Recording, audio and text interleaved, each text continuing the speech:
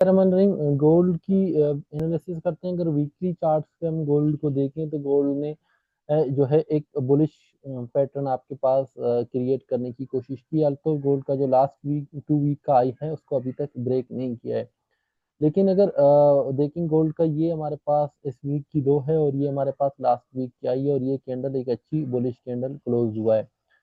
अब बात यह है कि जो फॉल का जो चेयरमैन है फेड की, उसकी जो स्पीच थी उसमें जो उसका टोन था वो ये था कि रेट कट होने वाले हैं इन सितंबर, जो जो मीटिंग सितंबर में होगा उस पर रेट कट होंगे। इंटरेस्ट रेट है वो नीचे होगा तो वहां पर जो गवर्नमेंट सिक्योरिटी वगैरह जितनी बॉन्ड डील्स वगैरह हैं वो भी नीचे जाएंगे।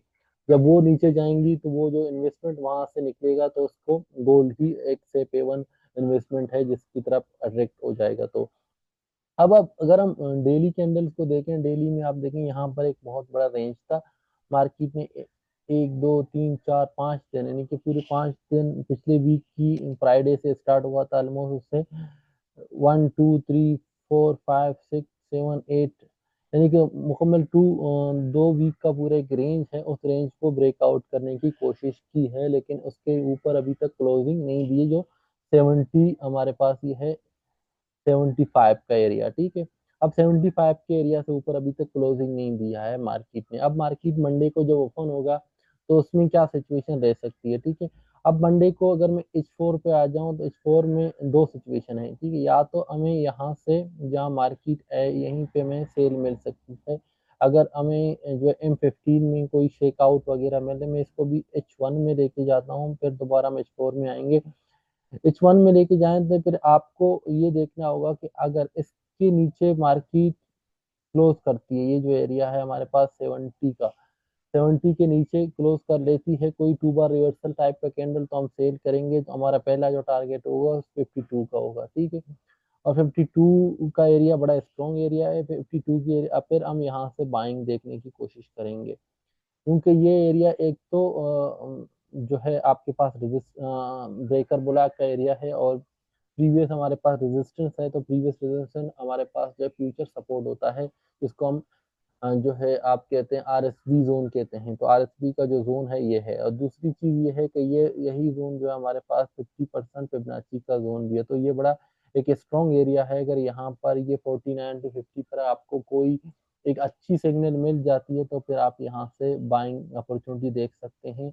49 से 50 का एरिया बड़ा स्ट्रॉन्ग एरिया है।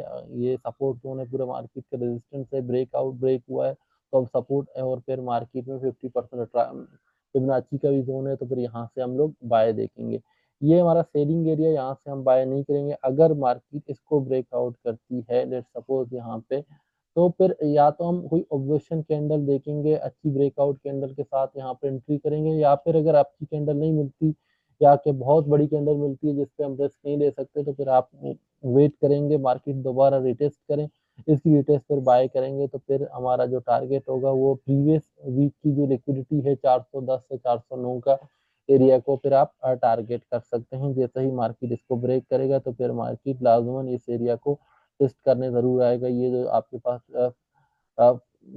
3410 का एरिया है, फिर 3410 के एरिया में अगर यही सिचुएशन रहती है कि क्योंकि जो यूक्रेन और रशिया की जो इशू सॉल्व हो रहे थे उसमें थोड़ा सर्दी देखने को ये मिला है कि ट्रंप की जो एक ट्वीट था, ट्रंप ने कहा है कि अगर नेक्स्ट 2 वीक्स में रशियन प्रेसिडेंट और जेलेंस्की की कोई मीटिंग नहीं होती है देन जो है आपको देन जो है वो रशिया पर मजीद पाबंदी आयद कर लेगा। तो मीन जो डी एस्केलेशन नजर आया था वो एस्केलेशन की तरफ मजीद जा सकती है। अगर ये इशू अनसॉल्व रहता है तो फिर गोल्ड जो है फेड की जो एक स्टांस है इंटरेस्ट रेट को कट करने का, तो उसके साथ फिर आप गोल्ड को देखेंगे कि इसका जो अपना तो ऑल टाइम आई है 3500 का, उसको ब्रेक करता हुआ हमें 3700 तक की भी एक हाई मिल सकती है, जिसकी प्रोडिक्शन हमने लास्ट वीक में भी की थी कि जो गोल्डमैन सच है उसका प्रोडिक्शन यही है, जो बड़ी इन्वेस्टमेंट कंपनी है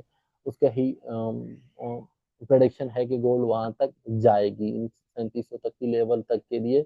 ये नहीं है कि इस महीने अगस्त में जाएगी, सितंबर में जाएगी, लेकिन उनका प्रोडिक्शन ये है कि 2025 की एंड तक गोल्ड 3700 तक की लेवल पे जाएगा। गोल्ड ऑलमोस्ट पिछले 3 मंथ से अप्रैल के बाद ही गोल्ड ने, जो अप्रैल में ऑल टाइम हाई लगाया था, उसके बाद गोल्ड कभी भी उस ऑल टाइम हाई को ना तो टच कर सका है। उसी रेंज में गोल्ड एक पिछले 4 महीने से गोल्ड एक रेंज में हमें ट्रेड करता हुआ नजर आ रहा है। ठीक है, तो अब ये है कि अगर ये सिचुएशन रहती है, रेट्स कट होते हैं और यूक्रेन वाला इशू अनसोल्व रहता है, तो फिर शायद हमें गोल्ड में एक नया ऑल टाइम हाई मिले। अगर ये यूक्रेन का इशू जो है सॉल्व हो जाता है, तो इन्फ्लेशन का जो एक खतरा है वो खत्म हो जाएगा, तो शायद फिर हमें गोल्ड में कुछ इसी रेंज में गोल्ड मिलेगा, या के 3200 से 3300 तक की लेवल में 2025 के एंड तक मिलेगा। लेकिन इस वीक की सिचुएशन यही है, इस वीक की जो सिचुएशन है, उस वीक में आपने यही देखना है कि यहाँ से आप बाय करेंगे, अगर ब्रेकआउट कैंडल मिलता है रिटेस्ट पे बाय करेंगे, अगर इतनी बड़ी कैंडल नहीं होगी तो फिर हम इस पे ही यहाँ पे आप रिस्क ले सकते हैं, ऑब्जर्वेशन कैंडल या ब्रेकआउट कैंडल जिसको कहते हैं। अदरवाइज जो बेस्ट एरिया मैं आपको बता रहा हूँ बाइंग के लिए वो ये है, अगर इसके नीचे मजीद आती है तो फिर ये एरिया भी अच्छा है, लेकिन फिलहाल मुझे यही लगता है कि मार्केट आपको ये 350 के एरिया से आपको ही बाय देगा, और यहाँ तक आपकी पहली टारगेट होगी, देन हम उसको मजीद होल्ड करते हुए देखेंगे। ठीक है, बाकी ये है कि आप लोगों की क्या राय है कि मार्केट में क्या सिचुएशन रहेगी, आप उसको भी कमेंट्स में बता सकते हैं हमें। हम बाकी हमारी सिग्नल ग्रुप आपने ज्वाइन करना है तो सिग्नल ग्रुप आप ज्वाइन कर सकते हैं। नीचे मैंने लास्ट वीक जो है हमारी क्या परफॉर्मेंस रही सिग्नल की, उसकी हमने वेबसाइट पे अपलोड की है, उसकी शीट की भी हमने आपको लिंक दिया है, आप वहां से भी चेक कर सकते हैं कि हमारी क्या परफॉर्मेंस रही है। हमारी कोर्स को भी ज्वाइन कर सकते हैं, वी एस से S M C plus price action उनका पूरा कोर्स होता है। आप इस वीडियो को, हमारी चैनल को सब्सक्राइब करें, वी एस से की बहुत सारी स्ट्रेटजीज जो है हम पब्लिक कर रहे हैं अपनी, आपको फ्री में